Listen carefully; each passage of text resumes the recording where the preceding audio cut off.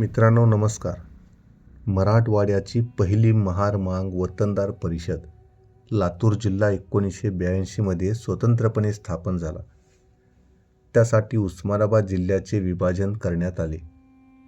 सोलापूर जिल्ह्यातील जी गावे उस्मानाबाद जिल्ह्याला जोडण्यात आली त्यापैकी येडशी आणि कसबे तडवळे ही 2 गावे मोठी होती. कसबे तडवळे हे येडशी ते ढोकी या रस्त्यावरील गाव. त्या गावाची वस्ती 1940 ते 50च्या काळात 100 घरांची असेल. त्यात ब्राह्मण समाजाची घरे अधिक होती. अशा त्या लहान गावात 1941 साली महार मांग आणि वतनदार परिषद झाली होती. त्यासाठी डॉक्टर बाबासाहेब आंबेडकर स्वतः उपस्थित राहिले होते. परिषदेच्या निमित्ताने सोलापूर जिल्हा आणि मराठवाडा विभागामधील दलित समाजाचे ते पहिलेच अधिवेशन घडून आले. राजवट निजामी असल्याने महार मांग आणि वतनदार परिषद तर घ्यायची, पण त्याचबरोबर त्या राजवटीत निजामाने डॉक्टर बाबासाहेब आंबेडकर आणि अन्य राष्ट्रीय नेते यांच्यावर हैदराबाद संस्थानात भाषणबंदी घातलेली होती. ती लक्षात घेता परिषद शक्यतो मुंबई प्रांत आणि हैदराबाद संस्थानी राज्य यांच्या सरहद्दीवर असलेल्या गावात घ्यायची असा हेतू संयोजकांचा होता. त्यासाठी कसबे तडवळे हे गाव मराठवाड्यातील जास्तीत जास्त लोकांना सोयीचे होते. परिषद तडवळ्याला घेण्याची सूचना हरिभाऊ तोरणे यांनी पुण्यात 1940 साली झालेल्या बैठकीत केली होती. तोरणे यांनी कसबे तडवळ्याच्या शाळेत 1914 ते 1921 या काळात शिक्षक म्हणून काम केले होते. त्यामुळे त्यांना त्या भागातील कार्यकर्त्यांची जिद्द माहीत होती. त्याशिवाय त्या काळात शेड्यूल्ड कास्ट फेडरेशनचे जिल्हाध्यक्ष आमदार जीवाप्पा ऐदाळे यांनी बाबासाहेब आंबेडकरांना समक्ष भेटून विनंती केल्यामुळे 22 आणि 23 फेब्रुवारी 1941 रोजी तडवळे ढोकी येथे पहिली महार मांग आणि वतनदार परिषद आंग्लाई आणि मोगलाई यांसाठी घेण्याचे ठरले. 22 फेब्रुवारी रोजी उद्घाटन आणि 23 फेब्रुवारी रोजी खुले अधिवेशन असा कार्यक्रमही ठरला. तारीख 23 रोजी सकाळी 9:45 वाजता 10,000 समुदायाने गच्च भरलेल्या मंडपात ईशस्तवनाने सुरुवात झाली. नंतर एच भालेराव यांनी अध्यक्षांची सूचना मांडली. तिला अनुमोदन देताना हरिभाऊ तोरणे म्हणाले, अस्पृश्य मानलेला समाज म्हणजे कचरा किंवा पालापाचोळा नसून हिंदुस्थानचा तो मुख्य घटक आहे. असे ज्या डॉक्टर बाबासाहेब आंबेडकरांनी ठरवून घेतले त्या बाबासाहेबांशिवाय अस्पृश्यांचा खरा कळवळा कोणास येणार? जाळाशिवाय कड नाही आणि मायेशिवाय रड नाही, हीच गोष्ट खरी नाही काय? असे सर्वतोपरी अंतर्बाह्य आमचे कैवारी डॉक्टर बाबासाहेब हेच अस्पृश्यांचे एकमेव उद्धारक आहेत. ते आमचे काल अध्यक्ष होते, आजही आहेत आणि पुढेही राहतील. तडवळे गाव ते केवढे आणि त्यातील त्या काळातील दलितांची ताकद किती असणार? पण तेथील शाळेत शिक्षक असलेल्या भगवानराव भालेराव या तरुणाने त्याच्या सर्व सहकाऱ्यांच्या सहाय्याने अधिवेशन यशस्वी करण्याचा चंग बांधला. बाबासाहेबांसारखा मोठा आणि राष्ट्रीय पातळीवरील नेता प्रथमच त्या भागात येणार असल्याने त्यांच्या स्वागतासाठी जय्यत तयारीसाठी व त्या तपशिलावर आराखडा करण्याचे काम सुरू झाले. अधिवेशनाच्या 2 दिवसांच्या कालावधीत पैसे गोळा करण्याचे आणि खर्च वजा जाता उर्वरित रक्कम बाबासाहेब आंबेडकर यांच्या सामाजिक कार्यासाठी निधी म्हणून देण्याचे ठरले. अधिवेशनाला लोकांनी आले पाहिजे यासाठी आधी जाहिराती छापण्याचे ठरले. त्यासाठी स्वागत समितीची स्थापना झाली. पंढरपूरच्या अकबर प्रिंटिंग प्रेसमधून प्रसारपत्रके छापली गेली आणि ती वाटण्यासाठी भगवानराव त्या परिसरातील सर्व गावात फिरू लागले.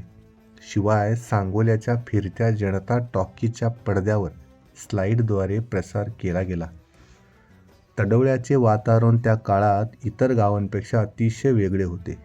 दलित समाजावर 1937 आणि 1945 अशा 2 वेळी वेगवेगळ्या कारणांनी बहिष्कार टाकण्यात आला होता. पण तशाही परिस्थितीत केशवराव देशपांडे यांच्यासारख्या ब्राह्मण शेतकऱ्याने इतरांचा विरोध न जुमानता दलित समाजाला सहकार्य केले. बाबासाहेब येणार आणि गावात एक दिवस मुक्काम करणार हे म्हटल्यावर लोकांनी स्वेच्छेने मदतीचा हात पुढे केला. त्यात श्रीमंत पाटील, मापा दडपे, शंकरराव निंबाळकर, गोपाळराव देशपांडे, केशवराव पाटील, ढवळे, गणेशलाल मारवाडी आणि बाबुराव देशपांडे आदींचा सहभाग होता. गावाचे नाव जरी कसबे तडवळे असले तरी रेल्वे स्टेशनचे नाव मात्र कळंब रोड स्टेशन आहे. अशा रेल्वे स्टेशन ते भीमनगर रस्त्यावर स्वागताच्या कमानी उभारण्यात आल्या. बाबासाहेबांचा मुक्काम गावातील शाळेत ठरला होता. ठरल्याप्रमाणे बाबासाहेब रेल्वेने बार्शी मार्गे 22 फेब्रुवारी रोजी सकाळी 10 वाजता तडवळ्याला आले. गावोगावच्या दलितांनी त्यांचे वाटेत सत्कार केल्याने रेल्वे उशिरा आली. गावात सुंदर झूल घालून सजवलेल्या 51 बैलगाड्यांच्या ताफ्यासह हलगी, तुतारी यांच्या निनादाने त्यांची मिरवणूक काढण्यात आली. तिचे स्वागत सर्व जातींच्या प्रतिष्ठाननी केले.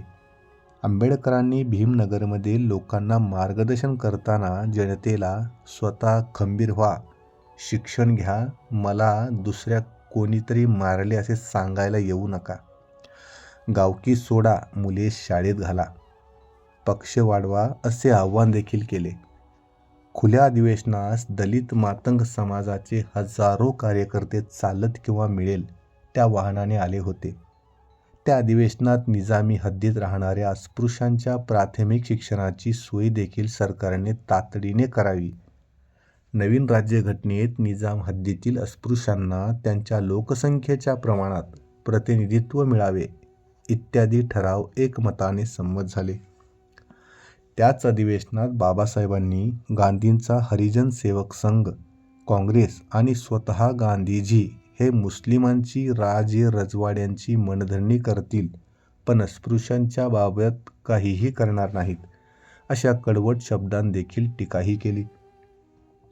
महारांची स्थिती खालसा मुलुखात म्हणजे हैदराबाद संस्थानाव्यतिरिक्त आणि निजामशाहीत जवळपास सारखीच आहे. जी 500-600 संस्थाने आहेत त्यात निजामाचे राज्य आकाराने सगळ्यात मोठे आहे.